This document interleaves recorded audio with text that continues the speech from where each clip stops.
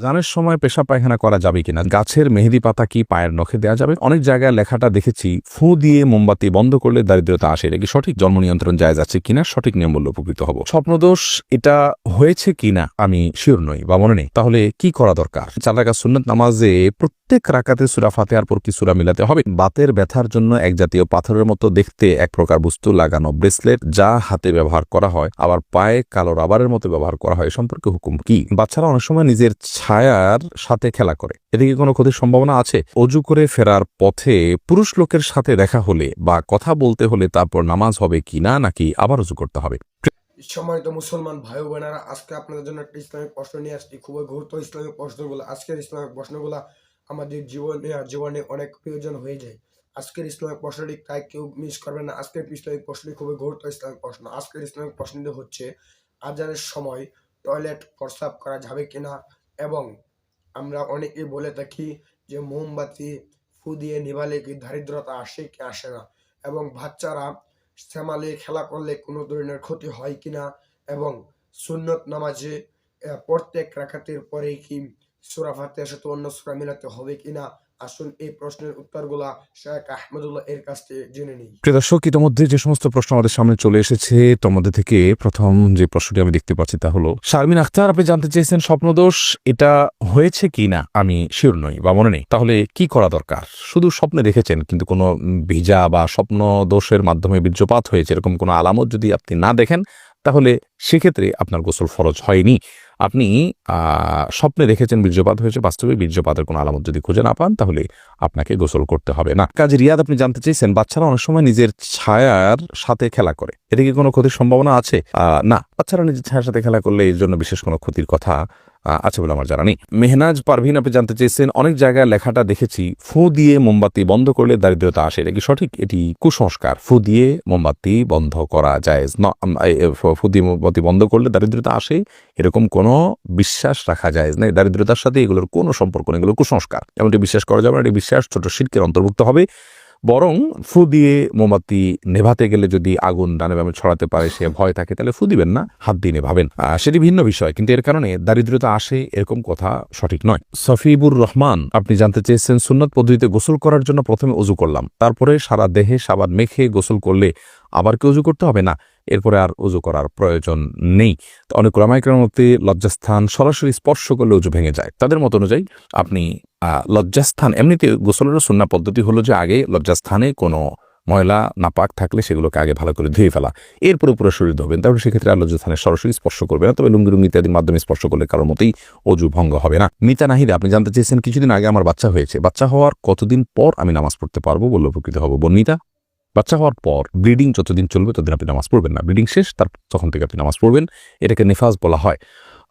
নেফাস বা সন্তান প্রসব পরবর্তী যে ব্লিডিং, এই ব্লিডিং শেষ হয়ে গেলে আপনাকে সালাত আদায় করতে হবে। তবে ব্লিডিং এর সর্বশেষ সীমা হলো 40 দিন। 40 দিন পর্যন্ত যদি ব্লিডিং বন্ধ না হয় তাহলে 40 দিনের পরে ব্লিডিং থাকলেও আপনি সালাত আদায় করবেন। তানিয়া ইসলাম আপনি জানতে চেয়েছেন, অজু করে ফেরার পথে পুরুষ লোকের সাথে দেখা হলে বা কথা বলতে হলে তারপর নামাজ হবে কিনা, নাকি আবার অজু করতে হবে? না বোন, কোনো পুরুষ লোকের সাথে অজু করার পর যদি দেখা হয় বা কথা হয় তাতে আপনার অজু ভঙ্গ হবে না। অজু ভঙ্গ হওয়ার সাথে এর কোনো সম্পর্ক নেই।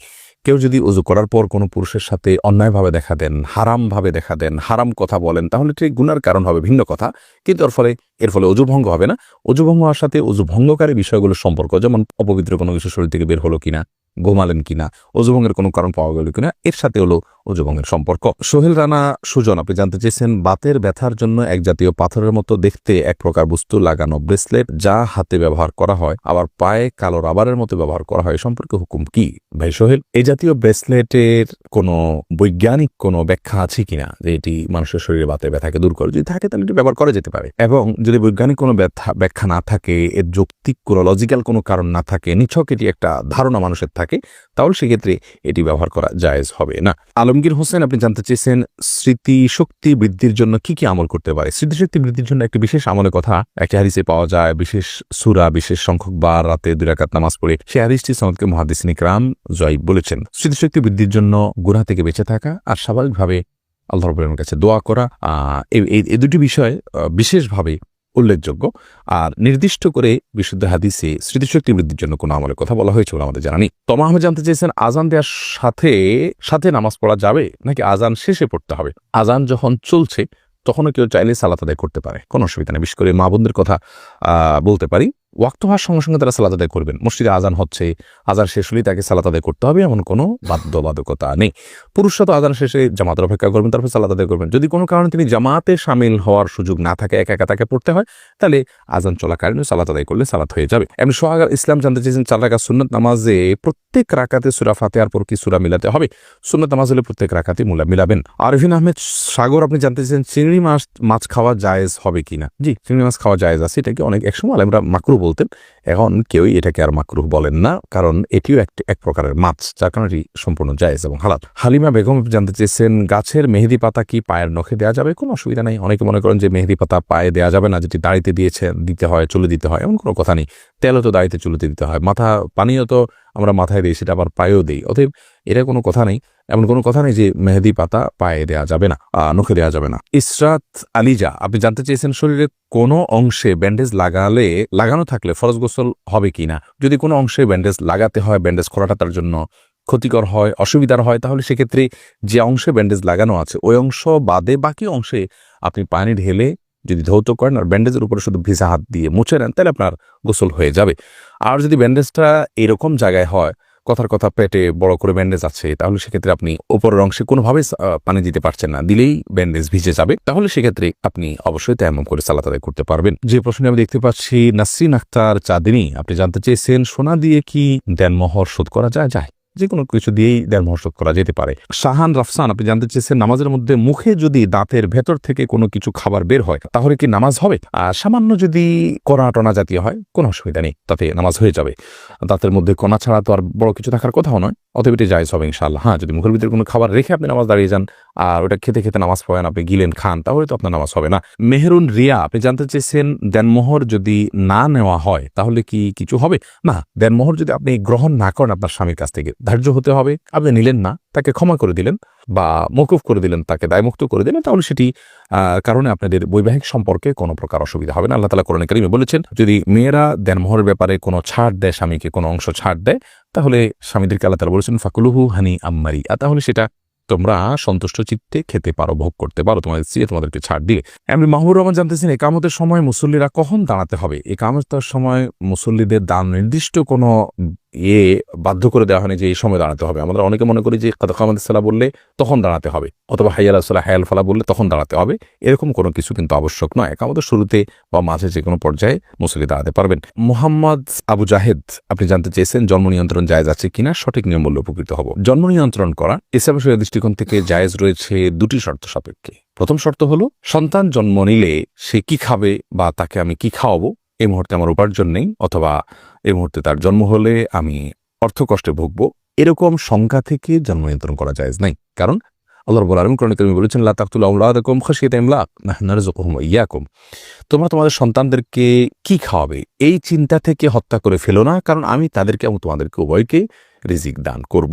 অতএব রিজিকের ভয়ে জন্ম নিয়ন্ত্রণ করা জায়েজ নাই। যদি কেউ এই চিন্তা থেকে জন্ম নিয়ন্ত্রণ করে যে আমার স্ত্রীর স্বাস্থ্যগত দিক থেকে তিনি এখন সন্তান জন্ম দেওয়ার জন্য ফিট নন, অথবা ডক্টর নিষেধ করেছেন যে এত বছর পর্যন্ত সন্তান ধারণ করা উচিত হবে না, অথবা এমন কোনো জায়গায় আছেন যেখানে আসলে এই মুহূর্তে আরেকটি সন্তান হলে সেটাকে লালন পালন করা কঠিন হবে, বা একটা ছোট সন্তান আছে মায়ের দুধ খাচ্ছেন, আরেকটা সন্তান আসলে মায়ের জন্য লালন পালন করাটা টাফ হয়ে যাবে, সেরকম লোকজন নাই, অর্থাৎ পারিপার্শ্বিক কারণে যদি জন্ম নিয়ন্ত্রণ করা হয় সেটা জায়েজ রয়েছে। দ্বিতীয় শর্ত হলো যে যদি স্থায়ীভাবে না করা হয়, অস্থায়ীভাবে করা হয়, সে অস্থায়ীটা 2 বছর 4 বছর 6 বছর 10 বছর পর্যন্ত হতে পারে, সমস্যা নেই।